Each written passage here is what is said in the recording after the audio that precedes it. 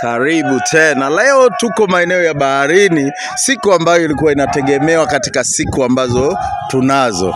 Leo ndo nakiona sasa boti ya mtando inavutwa kutoka katika sehemu iliyokuwa inatengenezwa kupeleka nchi kavu. Takriban wanaume kadhaa wamekusanyika upande huku na upande ule, wote goli kuivuta boti ambayo yenye kilo kadhaa.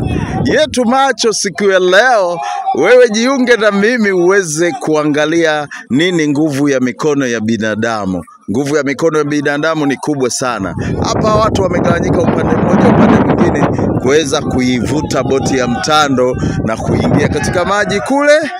Hiyo ndo sauti unazisikia. Hebu twende usikie.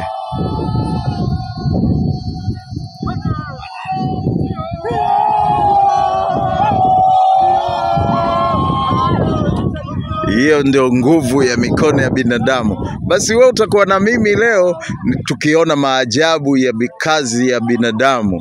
Anakitoa chombo ambapo kilikuwa kinatengenezwa kuweza kufika katika maji na kuweza kufanya kazi. Lakini yote inakuwa inataka support ya watu wengine.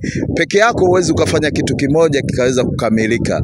Kwa hiyo unawakusanya watu wengine waweze kukusaidia ili kwenda na miundombinu asilia. Tumeongea kwamba boti imetengenezwa kwa miundombinu asilia 100%.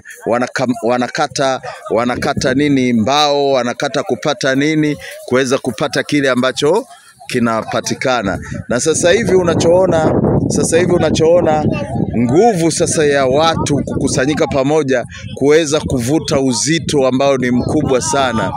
Uzito ambao siwezi hata kukisia kwamba ni uzito gani, lakini ukiangalia tu chombo chenyewe unajua kwamba chombo hichi ni kizito. Kwa hiyo binadamu wanajipanga pamoja kuweza kuvuta. Kwa na mimi tutapata clip tofauti zene miunganisho tofauti ili uweze kuona uasilia wa kazi inaofanyika hapa. Wanaume wapo kazini.